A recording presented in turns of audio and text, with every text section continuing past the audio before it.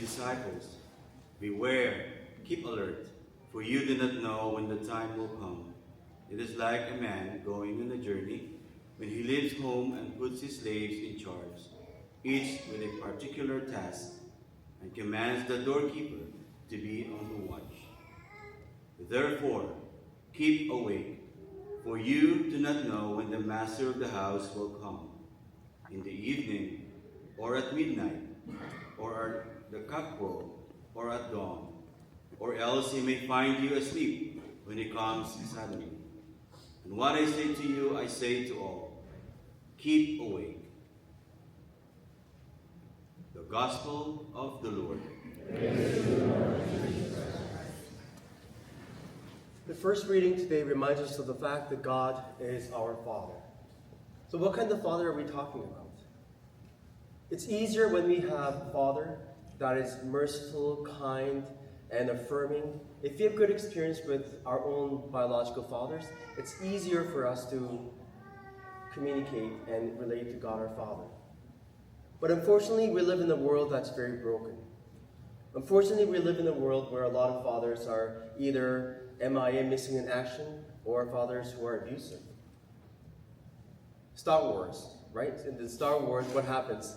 Darth Vader, who is actually Anakin Skywalker, who was actually the father of Luke the Skywalker.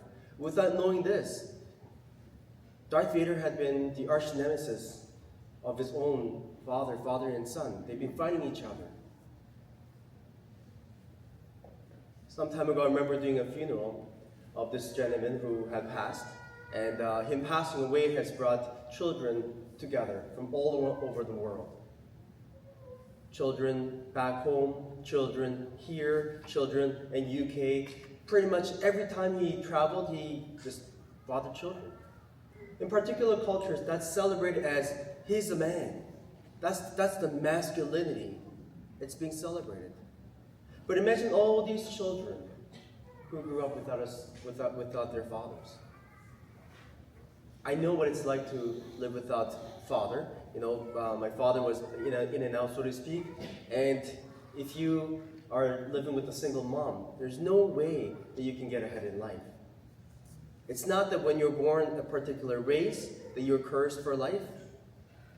In fact, the problem is the crisis of fatherhood. That's exactly what the problem is.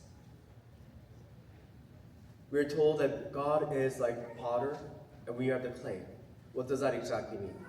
Earlier this year, I went to Turkey, and I went to this place where they're actually making a pottery shop. So, this gentleman who sat down and who's worked on pottery for like 30, 40 years taught us how to do that. And afterward, he was looking for a volunteer.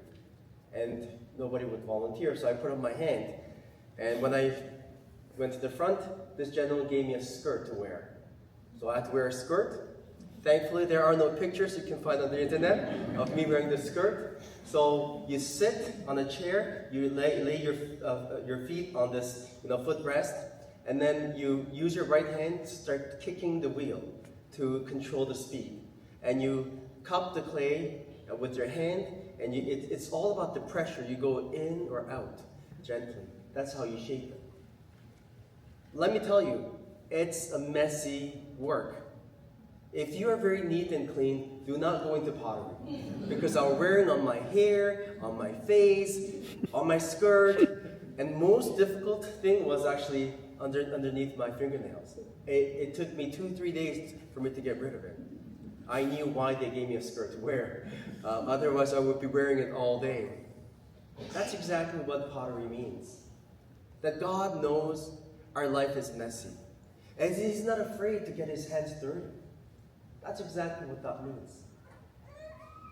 One thing that I knew is that, the pottery involves a lot of specific knowledge. So before you form the pottery, right, you have to get the clay.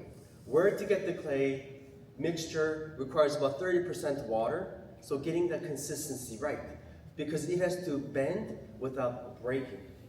So you need to, like kneading the bread, you have to wedge the clay for a very, very long time without folding it, because each time you fold, there are air pockets. So you need to get rid of the air pockets. So you need to knead it for a very, very long time for the consistency to become just right. And then when it's ready, you have to wait and check every 15 minutes to make sure the clay is just right, just wet and just dry enough for you to start doing that. And then it requires a skill to control the speed and the force by your hand to form them. And after that, you have to fire it up 850 degrees Fahrenheit for 12 hours. And then you take it out, you glaze it, you paint it, you put it back for the finished product. It's a difficult work. And it requires particular specified knowledge that is passed down from fathers to the next generation, usually father to sons. So, what happens if a pottery breaks? I'm sure we have glasses, pottery, right? Thanks to IKEA, Walmart, if something breaks, we just run down the street and buy a new one, right? And often, because they're mass-produced, we can easily replace it, right? But in Japan, the pottery, the bowl, rice bowl, and flower vase, and all these things have been passed down from generation to generation. So if they break, it's not like they can go buy exactly the same thing. So what do? Instead of buying the new ones, they fix it. There's a particular art in Japan called kintsugi. So what happens is that when something breaks, they gather all the pieces together. Painstakingly, you gather all the big and small fragments together, you glue them together. But when you glue them together, you use a lot of gold dust. So what that means is that when it's fixed, when it's healed, it becomes very, very beautiful. Because you're not trying to hide the cracks, you're owning every single one of those brokenness, those cracks, and you beautify it. You accentuate it. You own it. And as a result, what you're left with is something even more beautiful. Whenever something happens and we break, that's exactly what God does. God doesn't try to throw us away or try to hide it. God beautifies it even more by way of his healing touch. That's exactly who God the Father is. He loves us. He wants to heal us. He wants to make us whole. What kind of father is God our Father? There's this gentleman whose name is Don Richardson, and he's a Canadian missionary who decided to go to Dutch Western New Guinea. And so he was communicating with the Sawi people. Sawi people are scary because they're cannibalistic and they're headhunters. So which means after they have killed their victims, they actually gather body parts as trophies and they wear them. So why would anybody go? Well, because he felt called by God to go and convert these people.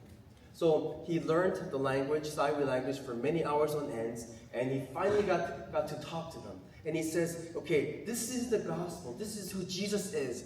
And guess what? They were celebrating, Judas, he's our hero. You gotta understand they're warriors, right? So Jesus, who is meek and humble, became like a laughing stock. It's like, oh, he's a weakling. Of course Judas would get rid of someone like that. And then every culture has something that is relatable to our gospel. It's called redemptive analogy.